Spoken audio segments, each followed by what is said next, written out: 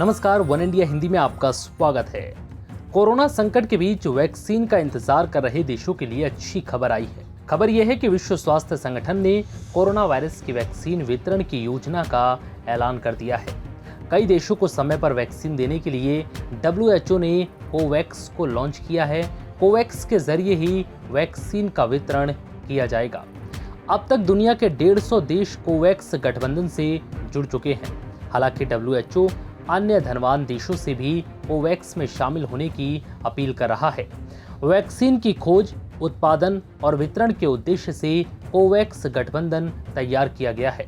इसके तहत अमीर और गरीब देश एक साथ पैसे जमा करके वैक्सीन खरीदेंगे।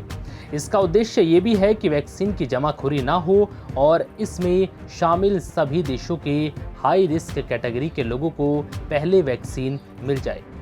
अब तक 64 अमीर देश कोवैक्स का हिस्सा बन चुके हैं। हालांकि अमेरिका ने इसका हिस्सा होने से इनकार कर दिया है। चीन और रूस भी अब तक इससे जुड़े नहीं हैं, लेकिन ब्रिटेन और जर्मनी जैसे देश इसका हिस्सा बन गए हैं। WHO को उम्मीद है कि 24 अन्य अमीर देश आने वाले दिनों में इससे जुड़ेंगे।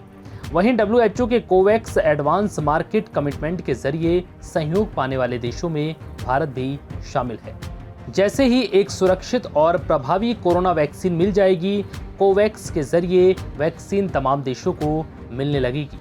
WHO ने इसके लिए 2 फेज प्लान तैयार किया है। पहले फेज में हर सदस्य देश को उसकी आबादी के 3% लोगों के लिए वैक्सीन की खुराक दी जाएगी, जो आगे चलकर 20% तक बढ़ेगी। आबादी के 20% लोगों के लिए वैक्सीन सप्लाई करने के बाद भी अगर सप्लाई सीमित रहती है तो फेज 2 प्रोग्राम किया जाएगा। इसके तहत जिस देश में खतरा ज्यादा पाया जाएगा उसे वैक्सीन की अधिक खुराक दी जाएगी। हर देश को यह अधिकार होगा कि वो खुद तय करे कि आबादी में किन लोगों को वैक्सीन दी जाए। हालांकि इसके पीछे विचार है कि शुरुआत में आबादी के 3% लोगों के लिए वैक्सीन इसलिए मिलेगी ताकि मेडिकल वर्कर्स और अन्य हाई रिस्क कैटेगरी के लोगों को पहले वैक्सीन दी जाए। हालांकि कई एक्सपर्ट्स ने WHO के इस मॉडल की आलोचना की है। फिलहाल इस वीडियो में इतना ही। नमस्कार।